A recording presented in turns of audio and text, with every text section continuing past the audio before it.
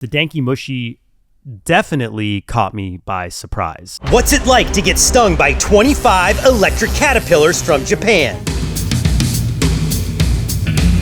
You physically couldn't take more stings with it being safe.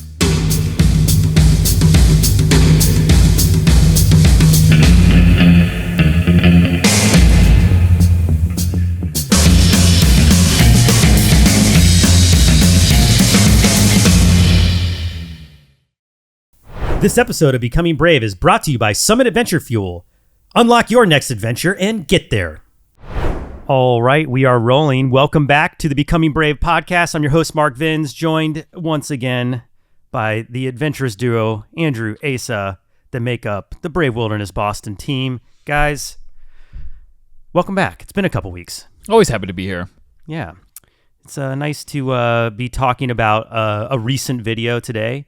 We are going to dive into the time that I almost had my worst sting reaction ever. And it was actually the last sting that I did in the most recent video on Brave Wilderness. The Danky Mushy, the electric caterpillar of Japan, almost put me in the hospital. This was a scary one. Yeah.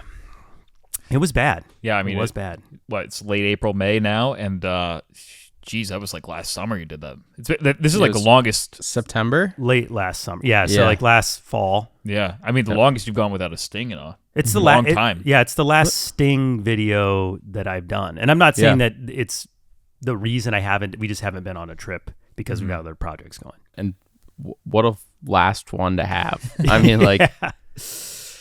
Oh, yeah. I haven't seen you this nervous on a lot of the other stings. It was a lot. It was a lot going on that trip because it was a fast trip. Remember, because we had to go. Actually, no, it wasn't the last thing. We went to Australia. Oh, yeah. It wasn't. What are we saying? Yeah, no. We went to Australia. I was like, yeah, well, why did we move so fast? Oh, we went to Australia right afterward. So technically, the last test was the leeches. Yep. Which also recently came out.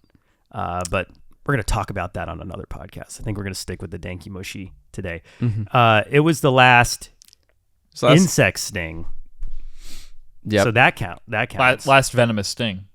No, stonefish. Stonefish. Freshwater Right. stonefish.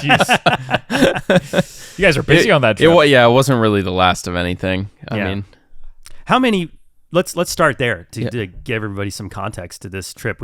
Ace and I, we went with Chris. Andrew was home working on other projects.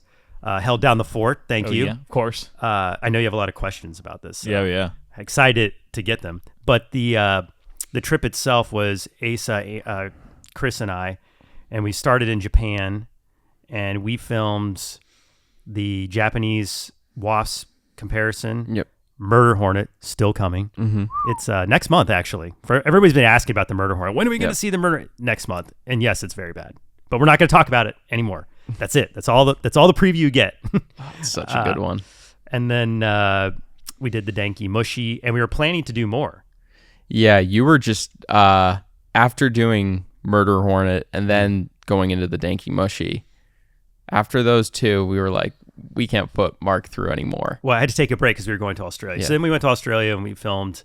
We had a couple, but we still had more insects in Japan that we wanted to do. Yeah. And we were just like, you physically couldn't take more stings with it being safe enough. No, it was definitely way too dangerous. Yeah. And we're going to get more into that for sure in the pod. But the trip to Australia afterward was freshwater stonefish sting, and we did the leech bite with our good friend Miller Wilson. And that was, a week and a half? It was fast. It was not like a super long trip. You guys were not gone that long at all. It was 2 weeks total, I think. Yeah, with the acclimation days and travel days. Like when you go to that part of the world, it's days to get there. So yeah, it was a lot all at once and pretty big videos. The Danky Mushy definitely caught me by surprise. It was not one that, if you were to put that menu in front of me and say which one of these is really going to send you to a bad place, I would not have immediately picked out this caterpillar. And with that, should we take a look? For everybody maybe learning about this for the first time, let's pull up the video. How long did it take you guys to get there? I mean, what?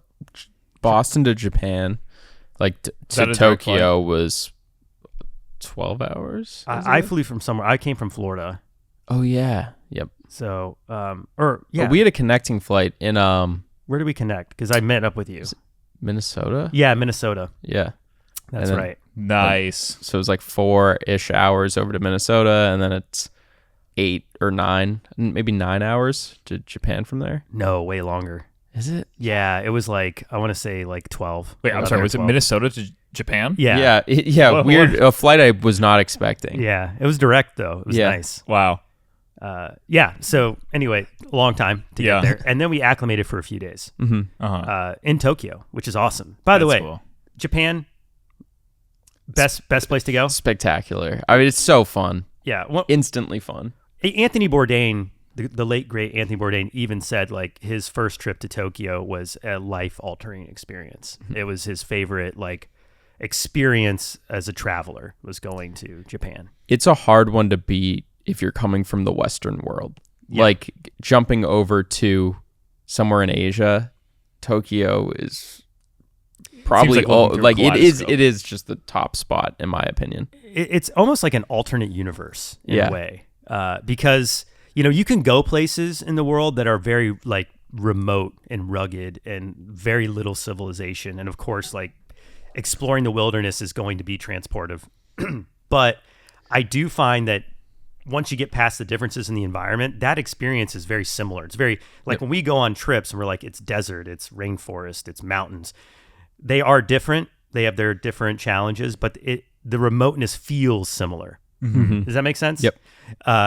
Where Japan, there's a familiarity with this big city, but it's nothing like the cities around here. And that's what I mean by like the alternate universe. Like, the things that they, really focus on and spend a lot of attention and energy on are just like so nuanced and like different than ours. I love it. Mm-hmm. I think it is my favorite place that I have been as far as a traveler. What was your favorite thing about Tokyo? I know we're trying to everyone's like, get to the caterpillars, but real quick, what was your favorite thing about Tokyo? I just love the way stuff functions. Like all the different little machines that there are. Like it's very high tech, but it's also very 80s. Yeah, if you love little trucks or like little cars, Japan is going to be your jam. Funky designs on things of like miniature fire trucks, and then so many different little vending machines that'll make you like a bowl of hot ramen, and you don't have to do anything. You just put in your coins, and it'll like spit it out. Were the cars like running on electricity? Was it like where's a lot? There were electric cars. Yeah, there were electric cars. They're not as obvious though as like in America. Mm-hmm. You didn't see like charging stations ever. At least I didn't. Mm-hmm. Yeah, still mostly gas powered, I would say, especially in the rural areas. Yeah. I'd say Tokyo would have it, but yeah, it was nice to spend like a few days acclimating there. It was actually, compared to other acclimation places, it was the easiest. Mm-hmm. Just so much to see. Kind of a smart move to do it, as if you're going to go to Asia for a while, stop in there, acclimate to the time difference. It's honestly easier than potentially going to your final destination. And the food, I mean, the comfort of like really good food. And it's not like some places in the world you go and there's really good food, but it's also usually really expensive food. Mm-hmm. That is not the case in Japan. Like all the food is really good and it's not that expensive. Like great ramen is going to cost you like $5 or $6. Yep. Like awesome. It's a great economy in terms of like trying a bunch of different things. And then sushi. Yeah. Oh, the tuna. God. Tuna. The toro. Me. Yeah, it's very disappointing to come back to the United States because you can't like the price difference. Price too, difference is crazy. Is wild. It's so much more affordable to eat sushi in Japan. Oh my gosh. Yeah. We stacked that first tuna place we went to, or not tuna, the sushi place we went to. And we had tuna. We were freaking out.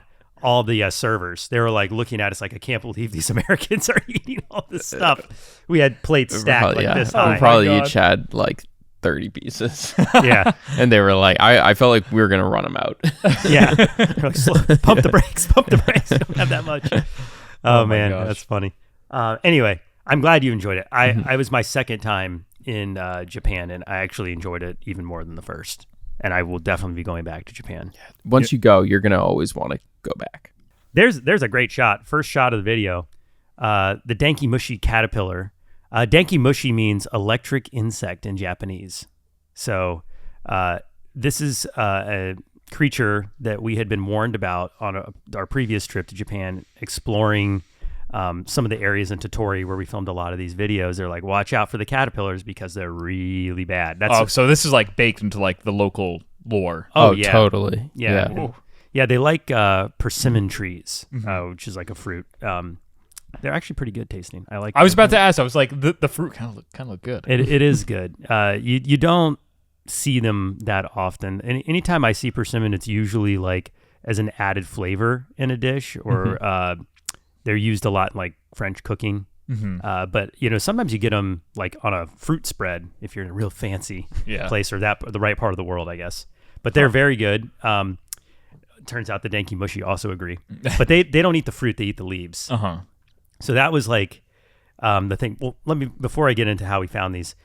God, they are covered in spikes. They are very similar in terms of like the number of venomous spines to like the fireworm that I've been stung by a couple times in Florida. So I was going into it really thinking, you can see how small these ones are, really thinking it was going to be a lot like the fireworm, where, I don't know why, but like to me, the volume of the spines didn't really pose a threat. And that's foreshadowing for how I got myself into really big trouble. But we wanted to, I don't want to give it all away, but yeah, like here they are. So the way we found these caterpillars this is a persimmon leaf, and they like to eat the chlorophyll. They just suck the chlorophyll out, and they leave behind like a white, I'm going to skip ahead. If you want to see the video, the link's in the description. I highly recommend you watch the whole thing. It's pretty good. Oh, there's another caterpillar. Not a Denki Mushi, but a very cool looking caterpillar we wanted to check out. It had like a snake head to it, which was pretty interesting. Here's a persimmon tree, and that's what they do. So they're a pest. So farmers don't like the Denki Mushi, not only because they can sting you, but because they can kill the plants, and they suck the chlorophyll out, and they leave behind like these white papery leaves, almost like a carcass. That was funny. Like looking at that first shot, like they're all just staged up at the edge of it, just like not necessarily eating it. Like they are sucking the chlorophyll out, huh? Yeah, and when you find them, they do group up in numbers. So these were actually larger. So we were there at the time of the year, like right in the middle of the larval stage of this brood. So there were some very small ones. Like I'm going to go right back to the beginning. Oh, there's a persimmon. Let's just show everybody. There it is. Yum, yum, yum, yum, yum, yum. What's it taste like? It's kind of like a cross between a pear and a peach. That sounds very good. Yeah, it is good. I do like. They're very savory. It's not like super tart or sweet or anything like that. Interesting. But so these are smaller ones. You could see that they cluster up. That's a survival strategy, because more venomous spines in one place, the more likely something will brush it and leave the rest alone. Group protection. Yes. So they do move in herds. Do they have any predators? The moth that they become definitely is on the menu for a lot of birds, and probably other insects. But we should talk about that real quick. The reason these caterpillars have these spines is to protect the larva from being eaten easily. Oh, yeah. They're defenseless otherwise. And even even their egg in the chrysalis, like when they metamorphosize, all of those are also covered in spines. So like literally every life stage until it becomes a moth, highly toxic, highly venomous. Until it can fly away. Yeah. These are bigger. You could see the black evolution. We found these in an orchard. You can see the black spines. We'll leave it on that shot for now. Geez. So they have all these different life stages, the larval stages, and this was like right in the middle. But it's the biggest we could find. It was just, if we had been there like a week after, probably could have gotten the full size ones, and they grow. They're about an inch. So little caterpillars grow pretty quick. Yeah, and I imagine the bigger they get, the more they distribute. They probably don't stay like super clumped when they're huge, because they just need to eat more food. But this is what we found. You can actually see here. There's some like actually shedding. They kind of wriggle around. You can see them like digesting, and they're on warp speed in terms of growth. Yeah. They're growing fast. They got to grow wings. Yes. But the caterpillars themselves are very small. in the video. And that's where I had this great idea that I was going to get stung by a handful of them. Because, I was just like impressed by how they looked on the leaf. And I told you guys, like, maybe we shouldn't just do one. Yeah, we were thinking that one would be a little anticlimactic in the actual sting moment. Yeah, I mean, they're this big. Yeah. They're the size of a Tic Tac. Yeah, you know what I mean? In this, we actually make them look bigger than they are. But when you're there in person, you're like, oh man. Compared to some of the other stuff we'd seen you get stung by, we're like, this just doesn't stack up. It was very underwhelming. Yeah. And plus, getting stung by a bunch of them kind of would simulate how someone would come in contact with them in the wild. Like if you grabbed a leaf, you would get a handful of them on the underside of a leaf. That's what happens to a lot of people that are out there. Plucking. Like running, like if you're moving through the brush and you hit one of those leaves, you're gonna get a whole bunch, not just one. We heard they were bad too. People were saying that they. Yeah, they say it's like getting electrocuted. That's why they're called the electricants. It's like, like sticking your finger in an outlet.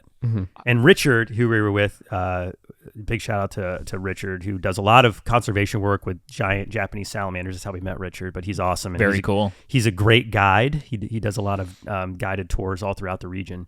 So working with Richard again was always fun, but he was even like, dude, he was very excited to see me get stung by one of these because he's like, this is the worst thing I've ever been stung by. Oh, jeez. Yeah.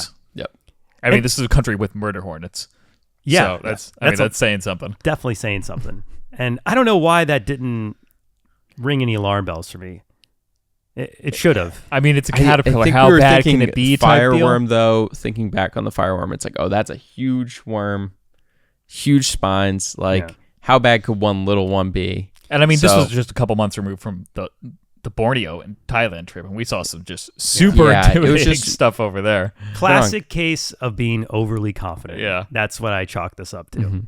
But yeah, they look cool. That's the one thing I was impressed by. I thought, yes, they're small, but when you see them up close, they're super interesting looking. So there I am collecting a jar full of 25. Look how cool that is. That's really awesome. It's a really got some unique great looking macro caterpillar. footage. Cool little red eyes under that like front bump. They were just cloaked in spines, man. Yeah. That's crazy. Oh, that's a good shot. Nice job, Asa. So before we get into the actual sting itself, of course we're doing this for the bite sting index. What were some of your impressions of this insect looking at it? Were you nervous? Were you alarmed? No, see, we've been on so many in the last, year of doing some really intense stings that I was like concerned it wasn't going to penetrate enough and that like viewers wouldn't take to this because I was like, all right, well. Japan gets hot in the summertime, right? Was it sweltering over there? Scorching hot. Yeah, it was very hot. Oh my gosh. Ugh. We were filming this luckily early in the morning. It was a cloudy day. The first day we were there looking for murder hornets was murder. Yeah. Yeah, so honestly, once we started to film them though, getting like the macro on them, you're like, oh, these spines are pretty legit of like how sharp they were. And then knowing that it almost looks like the tortoise shell from like Super Mario Brothers. That's what it reminded me of, the way that it has like little landmines on it. And it's like that neon highlighter green. I just thought they were super cool. It's like the blue shell that goes and gets the leader no matter what. So you can see there like how many I'm looking at. Yeah, they were really cool. And they were fun to film too. Yeah, it's, looking back on it now, like I could put myself back in that seat before the sting and be like, yeah, this is a really good idea. I'm going to put about 25 of these little suckers on my hand with a glove on, take the sting, so that way it's something to look at, and I was really concerned like one wouldn't give me a real dose either. Yep. That'd be very underwhelming.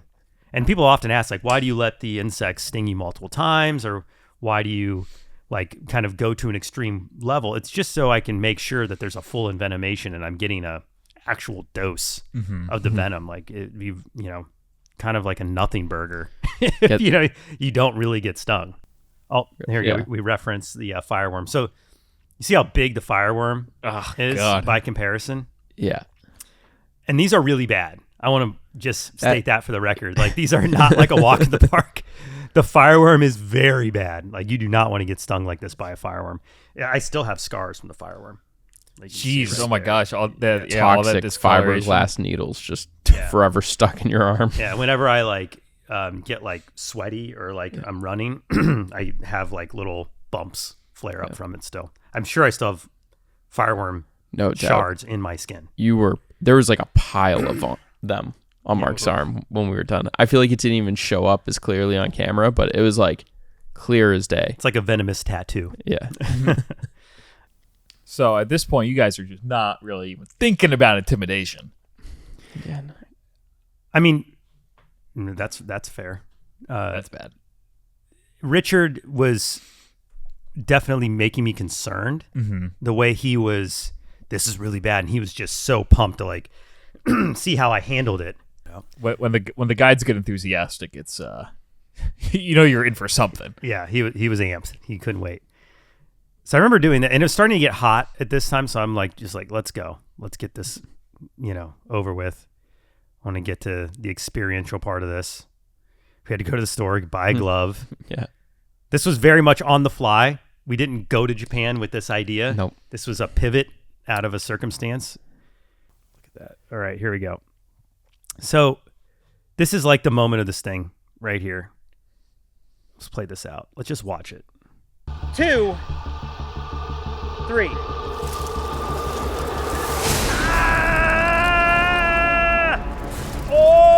And they were crunchy, felt like sandpaper. So the spikes really had some They had rigidity, way more rigidity than I thought. Way more than a fireworm. Fireworms did not have rigidity like these. These were like little pins pricking in through the skin. Gave it a good go. Okay. Woo! Yeah. Look how fast they were crawling That around. felt They like- going to the other side of the glove. White hot sparks.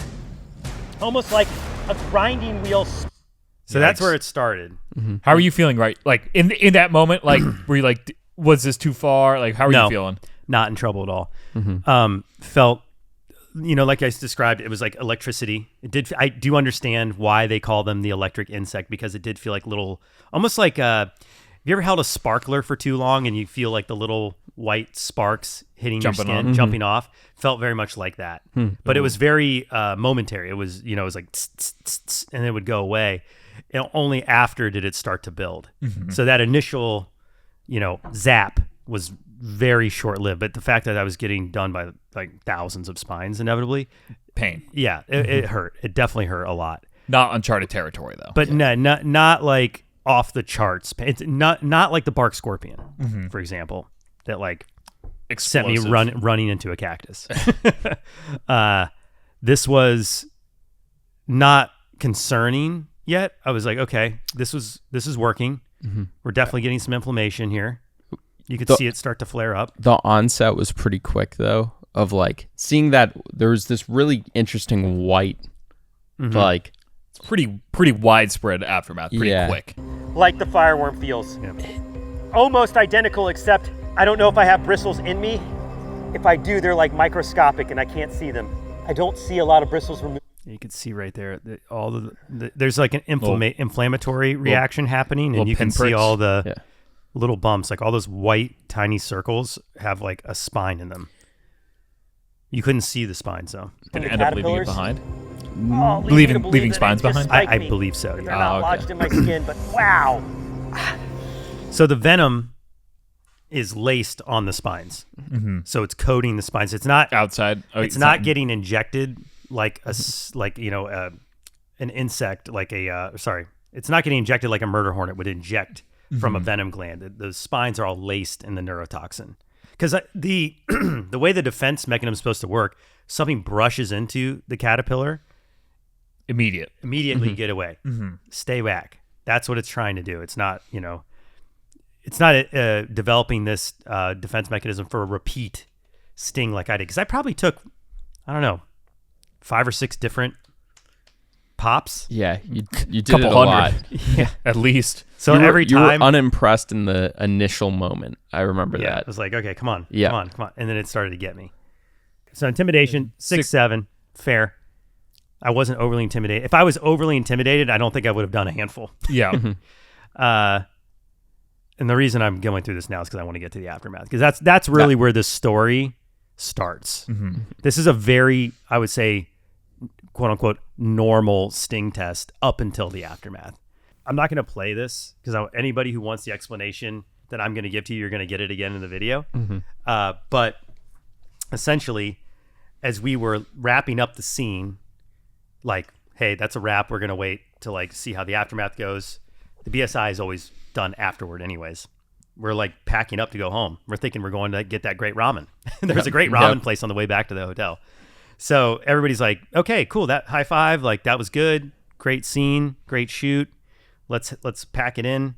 As this is happening, I start to feel like tingling in my fingers. Ooh, that's not good. Which is not good. And then it spreads to how my many feet. minutes afterwards is the like what's It's the probably time like duration? 30 minutes. Oh, okay. So like well beyond the initial wave of pain. Yeah, and it's sort of systematically spread, and that's when I knew I was having a problem. So it started in my hands. I was like, ooh, my hands are numb, That's tingly. bad. Yeah. And then it went to my feet. Nothing between, though. It wasn't like my body was numb in between my hands and my feet. It was like hands, feet, extremities, right? Bad. Then all of a sudden, my tongue started to feel swollen and numb and tingly. And I started to feel like woozy and lightheaded, and I started to feel like a cold sweat.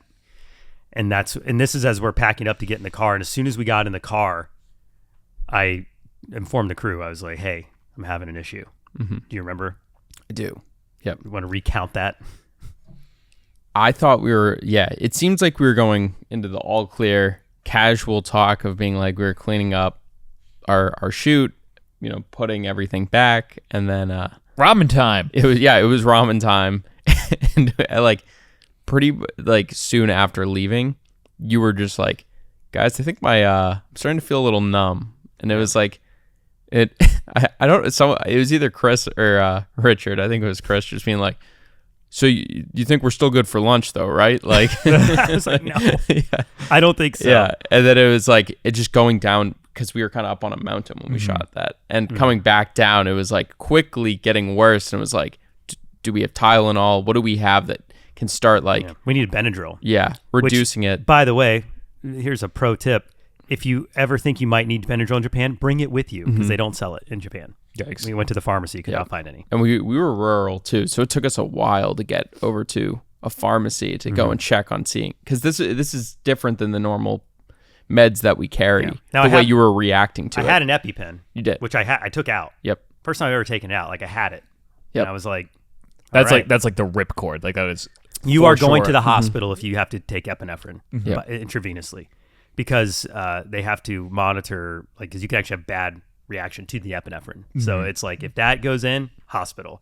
So I knew that is the ripcord. So I had it, but I was like, is it going to get worse? Maybe Benadryl will be fine. I've never seen you actually pull out the EpiPen ready to jab yourself. So that must have been quite the experience for you. It was quiet in the car, is what I remember. There was tension. I was just trying to breathe. Just really trying to calm my nerves, because I do know one of the biggest things with allergic reactions is you add panic and anxiety on top of the allergic reaction. It just becomes this toxic vortex of bad. So I was just trying to remain calm and hoping it would just pass, or I didn't know if this was like a blip or if it was going to get worse and worse and worse, and that's where the panic really starts to come in. But it was very quiet. You could have heard a pin drop in the car. No one was talking. So where are you heading now? We went to the pharmacy. As it's happening. Okay. No Benadryl. Yep. So I felt a little relief when we got there. I'm like, okay, at least I'm gonna get some Benadryl. We had Benadryl at the hotel, but like Asa said, we were up in a mountain. It was like an hour and a half from the hotel. Chris had some Benadryl at the hotel, luckily, in his med kit. So we knew it was there, but we couldn't get any on the way. Scrubbed lunch. We passed the ramen place. Richard was like, "Are you sure you don't want lunch?" I'm like, "Get me to the hotel." Yeah. And we got back, and Chris ran up immediately, took a Benadryl, and I was like, "I'm gonna go crank the AC," because I was starting to sweat a lot. And at this point, tongue was totally numb.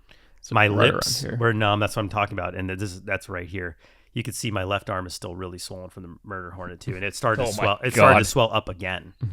So the arm, I had another sting that started to go again. I don't know if you can really see it actually. Look at this hand. Look at how little definition you have in that hand by comparison. I had been through it at this point. I'd been like 2 different wasp stings, murder hornet, now all these danky mushies, day on day on day. There had not been any breaks. So this is like 4th envenomation day in a row. This is what we do for you at home. Well, what Mark does.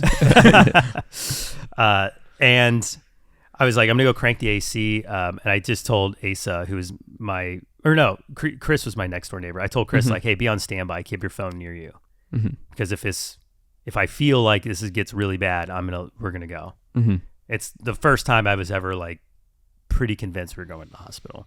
Because if it did keep escalating, I would have had to go. It was classic allergic reaction. And honestly, looking back on it, probably should have gone to the hospital. I would recommend if anyone else were in this scenario, especially in a foreign country, go to the hospital.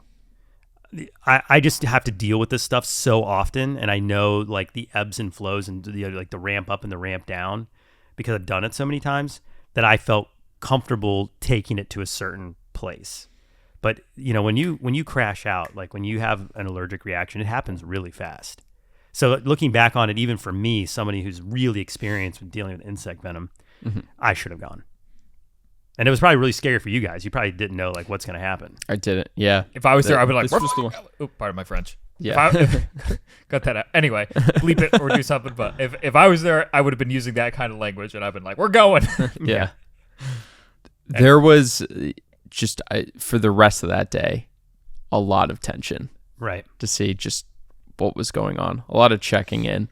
Luckily, it did start to like, I wouldn't say get better. It equalized to the point where my hands were just numb. My feet were numb. My tongue started to decrease in swelling. My lips were numb. Like my whole face was numb. My lips all went numb. Scary. The teeth was really concerning to me. Yeah, when you were, because I remember you going like, and being like, I can't feel it. Yeah, my teeth hurt. Yeah, and it was painful. It wasn't like a numb, like, I just don't feel it. It's just like it hurt. It was like, ooh, very, very discomforting. The whole thing, and it probably had a lot to do with some of the other venoms that I had taken. It's just like when your body goes into shock, it's systematic. It's not because of like what's going on in your arm. It's like the whole body fights everything at once. Yeah. So I definitely, I would say tiptoed over the limit in this video. This is not a would do it again situation. And I do think the contributing factors were like taking stings for multiple days in a row, for sure. I mean, like the amount of swelling that you have in your arm right there from the murder hornet, your body's very actively fighting that venom, and to like compound it like that with another neurotoxic venom is, just a real lesson learned in that one. And just for spoiler alert, but it got a 10 out of 10 perfect score on the aftermath. Ended up being what, an 8.7, 8.5. I think just about here. Let's do the quick math. So it was 6, 7, 8, 8, 10. Yeah, 8 for pain. 7. Didn't quite hurt as bad as the fireworm. 8.5 even. 8.5. Okay. Yeah. Fair score. Yeah. Where does that? Should we check the where it falls? Yeah. I don't think it's updated on the website. But It's we'll it's see. not on there. Yeah. Get a ballpark of what it stacks up against. The intimidation score hurts it. Yeah, it's hard to be intimidated by a tiny caterpillar, admittedly.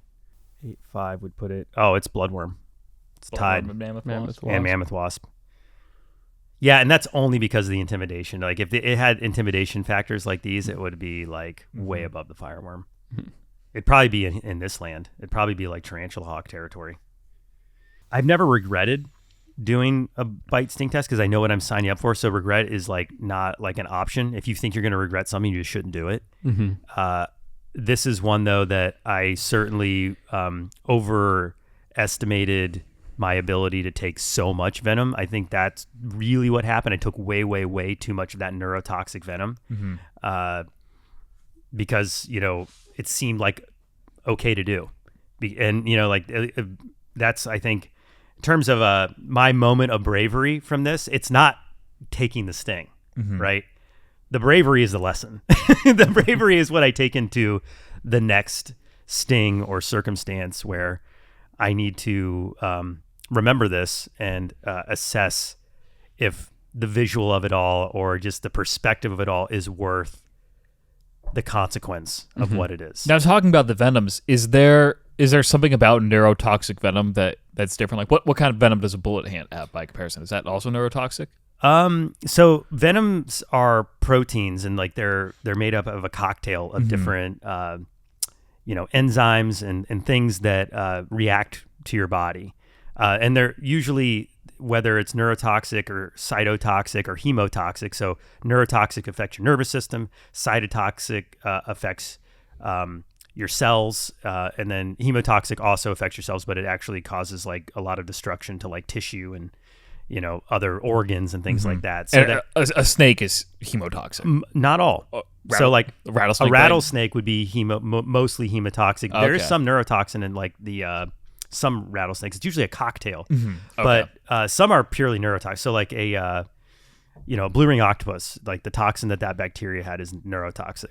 It's not going to break down your blood. It's going to affect your nervous system. That's why they're dangerous, because when it affects your nervous system, it shuts down your ability to breathe, ability to move, causes full body paralysis.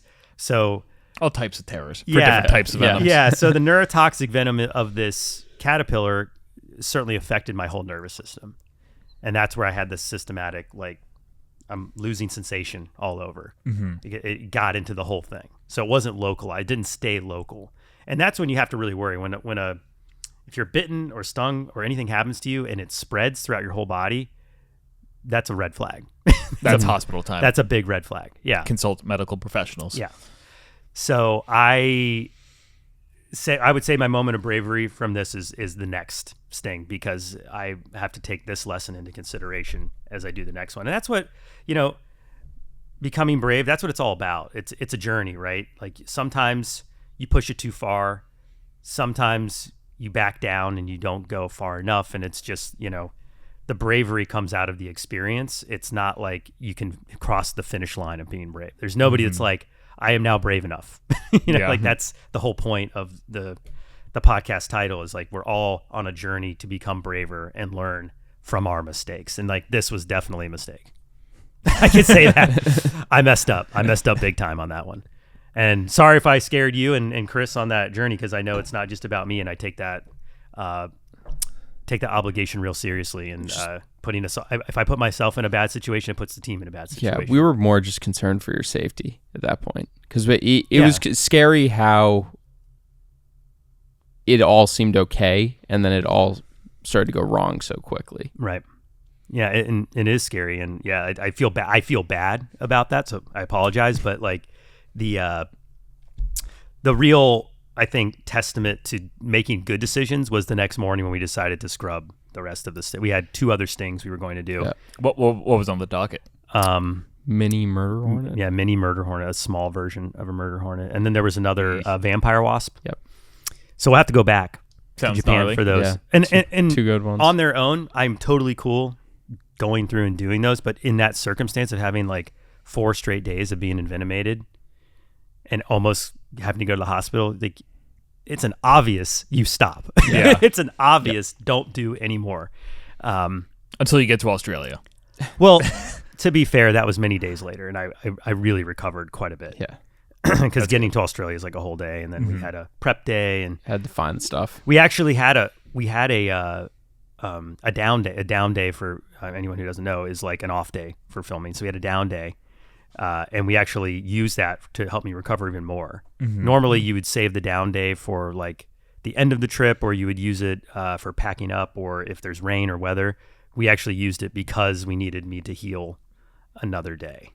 So we pushed it as far as we could, and then I usually do. I push it as far as I feel is reasonable and safe, and this is just one of those circumstances where like I said, I don't think I didn't go to the hospital. I'm here, but I tiptoed over a line, and I recognize that, and I'm going to take that experience with me as we move forward into the Brave Wilderness Bite Sting Index of it all.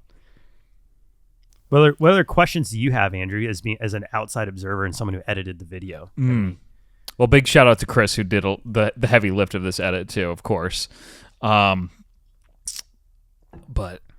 I mean, I definitely have a lesson that I'm taking with me. It's like one of those things that you have as a camera operator, kind of just sprinkled everywhere. Like it's honestly good to not have them organized sometimes, or those little like packets of lens wipes, right? Mm-hmm. I think I'm going to start taking like little packets of Benadryl and just like kind of tossing one in your bag, tossing some in my bag, tossing some at you, just like kind of sprinkle them everywhere. It's definitely it. I mean, it sounds like it helped alleviate the symptoms immediately for you. So I mean, I think that might be added to my little field kit next time we go out. Yeah, and it was in our med kit. Unfortunately, we just didn't have it with us on this part of the expedition. We were an hour and a half from the hotel. Yeah, you also would have assumed, and this is a good other point, is don't assume you'll be able to easily pick something up in a country you're not familiar with. It's not. I don't know if it's like a banned. It's not a banned substance. You can possess. It's like something you would need a prescription for, or just something that they don't use. They probably have other. There's an alternative. There must have, but we were having a hard time finding that. In that situation, you don't want to like experiment with new like pharmaceuticals. Right. Like I didn't want to like just try the new drug. And in rural Japan, there might be a little bit of a communication. Yeah, barrier. It was definitely outside of the realm of like easily translatable. Yeah. Even using our and it was we weren't in full. Everyone like was good. We weren't panicking. No. But it was like we knew time was of the essence, and we weren't like gonna just sit around in this pharmacy trying to figure it out when we could easily just go back another 30 minutes or go to the hospital where they'll just immediately administer emergency care. Yeah. I don't put it this way. At no point during this do I feel my life was actually in danger.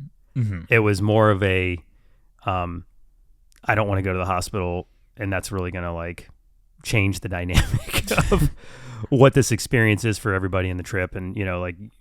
I should have gone though. I think I'm trying to think of like what would have happened had we gone. I think they probably would have, they would have taken me in, probably put me on some kind of antihistamine and probably like kept me for observation for a few hours. I don't think it would have stayed overnight.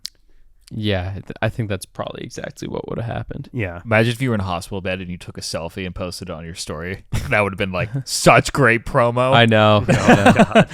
Posted it right to the grid like, went too far this time, guys. Oopsie. I'm glad we can laugh about it now. But in all seriousness, like, for everyone listening, you have to be safe out there. Yeah. Like insect stings can really be bad if in the wrong situations. Don't put 25 neurotoxic caterpillars to your arm and move them around. Obviously. Yeah, it's really given me a pause on like the whole quantity of venom. Like we've done some crazy stuff over the years where like I let a bullet ant sting me for 60 straight seconds and like fully dump all the venom in. I mean, the reaction was so much worse than just the single pop that we did. Like that was like a year later or so. But like the reaction, the quantity of venom absolutely matters. Yeah. Sheesh. And that's where the subjectiveness of this happens, because people are like, oh, you should only let every insect sting you once and then just rate it on that. So it's like a fair playing field. But the insects are all different sizes, So I'm trying to take enough so I'm getting like what I consider a full experience, so I can subjectively create a ranking. Mm-hmm. The whole ranking system is subjective to my opinion and like what we're visually seeing. Everyone's like in the comments, you get people like, this isn't very scientific because you don't have controls and all. Well, yeah, it's not. We're in the jungle. They're in the jungle, and we're only doing it once. So like to be really scientific, you'd have to repeat it. Yeah. But the variables are high. So I'm trying to equalize each insect based on its size and like my experience. Like for example, a harvester ant actually has the most toxic per milliliter of venom. Oh wow. Yeah, and they're super common in the Southwest, but they're so tiny you only get like a microdose. Right. So you have to take a lot of that venom to really be potentially deadly. Yeah. So that's where like people should understand that like a tarantula hawk is going to give you a much different dose of venom than a harvester ant, and I'm trying to equalize that by how much I take. Right. Now sometimes like the bullet ant for 60 seconds and 25 electric caterpillars, it's way too much. Yeah. Oversauced. Yep. So, yeah, man, that was a good one. That was definitely an experience I won't forget anytime soon. And then the murder hornet, that's a whole nother can of worms. That one's hard not to talk about in relation to this, just because her arm was so... I will say that one, it was so bad, it was almost funny.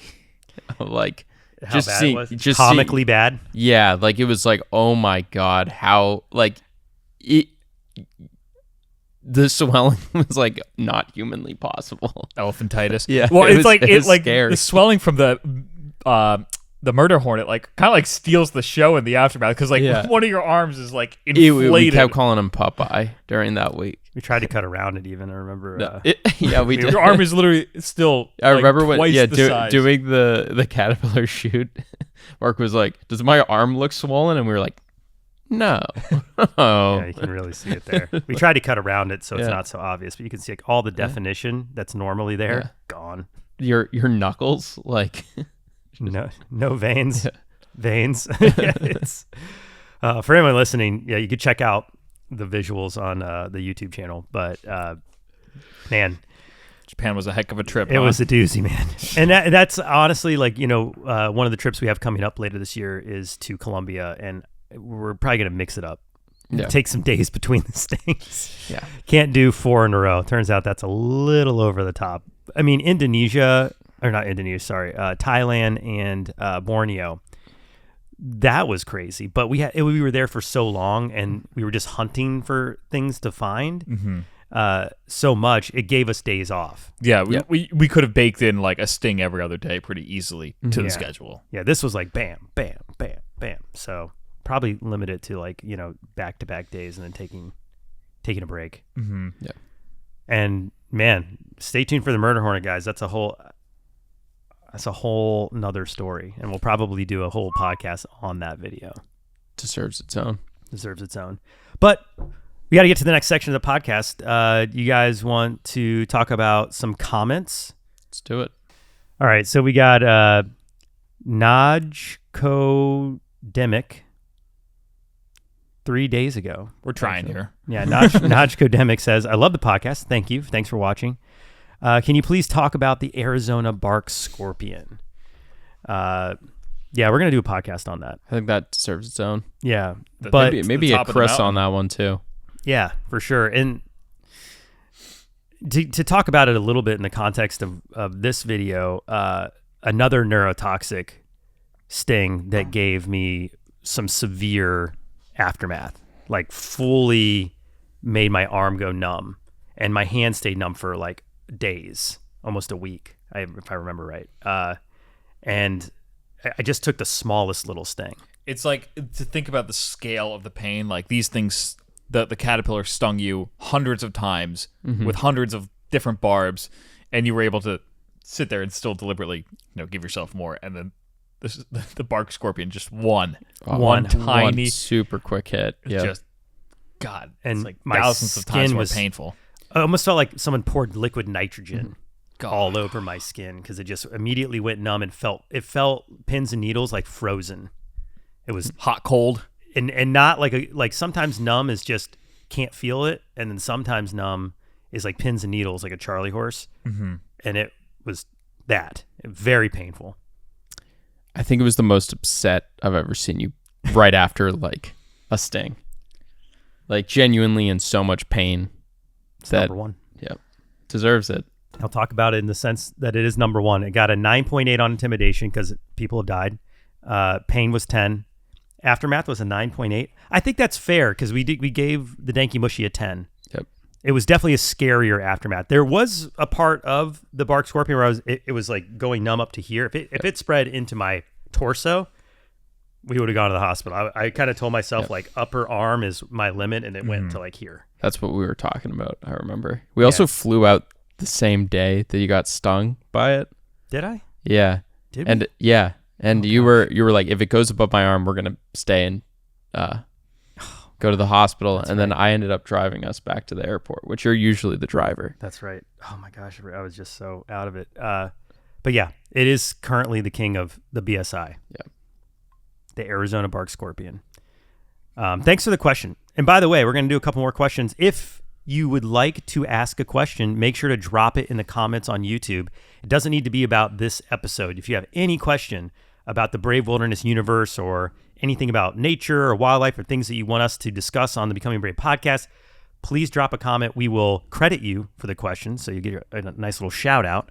But we want to start having the end of the pods be a little Q&A with the audience. So we want to interact with you guys. And then on that note, Danny Morkissa? Is that how you say that, guys? Seems right. B5H says, "Can you try the cone snail?" I don't know. That one's like pretty dangerous. Yeah. Well, so here's the thing. The reason I don't know, there are cone snails that I know are not dangerous, and then some that are. I think the cone snail that most people think of, Australia, are the they're all through the Indo-Pacific area. They're cone snails like all over the world actually, but they have different levels of toxicity. The geometric cone snail, I think, is the one that eats fish. Let me do a quick dive into the internet real quick. Geographic cone snail. I got the geo. That's a funny right. name. Yeah.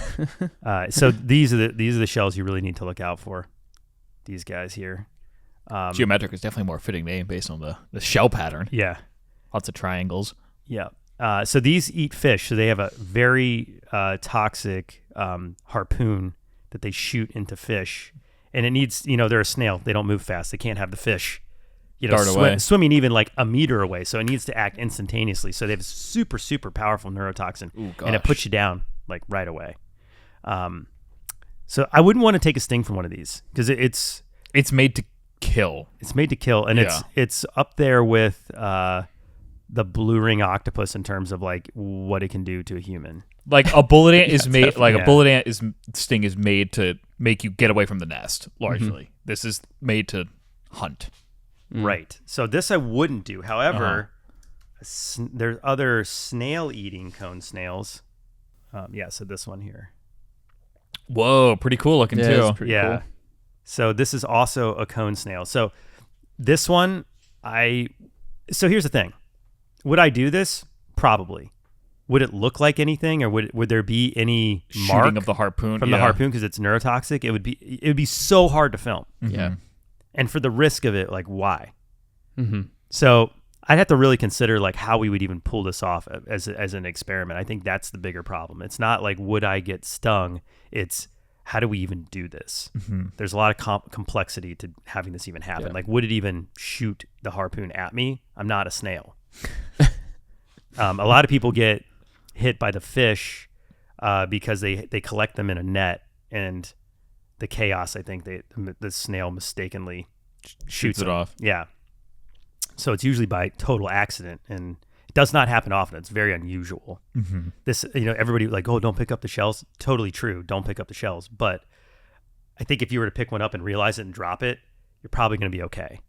So like people should not freak out if they touch a cone snail on the beach and they think it might have a snail in it. You're going to be all right. They have to actually like send this little appendage out, this right here, and that's what has the harpoon in it. It shoots out. But I don't know. What do you guys think? Do a little research on it, but make a good title. Yeah, but I think I don't think it'll be a satisfying video. Right. Yeah. Anyway, Danny, thank you for the comment. Let's go on to John's question. It's a maybe. Yep. John UU1WU asks, how about getting shocked by an electric eel? I have been shocked by an electric eel. We have a treat for you. Yeah. Yes. It was a big one too. That thing was a monster. Yeah. And that's truly electric, right? Truly electric. We're not putting it on the BSI because it's not envenomation, so we're not going to like rate it. But I will tell you that it is really not fun. Your reaction to it is like pretty bad. Yeah. So, electric eels have organs inside their body that can create a charge, and they use these like sodium blockers to basically create like a polarized side of their body, so they can release the charge at will. Gosh, and there's a lot of so cool metal. There's a lot of electric fish out there. There's a whole family of these fish. So there's electric rays. There's a lot of other electric catfish, but the king of electric is this electric eel, freshwater electric eel from South America. I got I got shocked in a controlled setting where we had a stage in LA, and there was an aquarium that loaned us their eel, and got shocked by this thing. It was huge, and it was startling just how much it like got your whole body. Like, have you guys ever been like shocked by more than just like static electricity? Yeah. Like actually, hit a wire or something. It gets you. Yeah. Your whole body like almost like locks. Yeah. And the eel had enough to do that, but even more so, it broke the Tesla coil that we had in the background like absolutely made it explode, because it was supposed to show when there was an electric current in the water. That was the whole point of it. We had this Tesla coil because I was like, well, I'm going to get shocked, but how's everyone going to believe me? So we had to have some indicator of like when I was getting shocked. The sound the Tesla coil made was like unbelievable. It was like it just exploded, and they can. I want to say it's. Should we pull up the clip real quick? Yeah, let's. It's a great clip. Also, for the audio listeners, like it is so clear when it happens. Yeah. It's pretty bad. Let's see here. Big electric eel. Here goes nothing. You see there's a Tesla coil in the background. Already popping. 2. Ooh, every time it fires, there's a shock in the water. Oh! Yeah! Oh! Oh my gosh! You okay, Mark? Yeah. Hold on, give me a second. That really felt bad. Oh. Yeah. That was so much worse. That was a lot worse. That was the second time I was shocked this Holy day. smoke. Try to describe to you guys what I just went through. Legs were locked. There it is. You can see it explode. It's like a green flash. Let me try to describe to you guys what I just went through. Obviously, I got shocked really bad. Like, holy cow, you could hear the Tesla coil. I think it might have exploded. I don't know. Before I could feel it, my legs were locked. My So the electricity traveled up my body and actually like left. They think it discharged out of my ear because my ear was like all red and like this whole side of my face was like just hot. Yikes! So get shocked. That thing had it out for you. That eel did not like you. So if you want to see, I'll give that a little like. If you want to see me get shocked by an electric eel, it's live now on the Brave Wilderness channel. Shocked by an electric eel is the title. We'll throw it in the description. Yep. But yeah, that is. Thank you for asking about that, John. But I've already done it. I don't know if I'll do that again. That's a one and done, I think. Yeah. It wouldn't fit on the BSI. You covered it pretty well. Yeah, I would say. You should go stick a fork in an outlet. It's basically the same thing. Yeah. What is I should know this, but how it compares to that? No. Electric eel voltage. The voltage is really impressive. 860 volts. They say it could take down a horse. They say like the rumor is like, people in South America have horses crossing streams and rivers and get shocked and the horse falls over. God. Now the amperage is low. So that's why you don't die. I'm not sure you could get killed by an electric eel. Maybe if there was a group of eels and you were to drown. And they were all like doing it at the same time. I'm not convinced that an electric eel could kill you with a single shock unless you had like some other issue like a pacemaker or there was some other reason why that electricity did you some harm. Don't try it at home. If you held on to it, you think you couldn't. It's so it's involuntary. Yeah. It's like touching a hot plate. Yeah. It's like you'd have to be. I'm not sure you could have like a hot plate and just go. Right. Even if you would have to like repeatedly do it.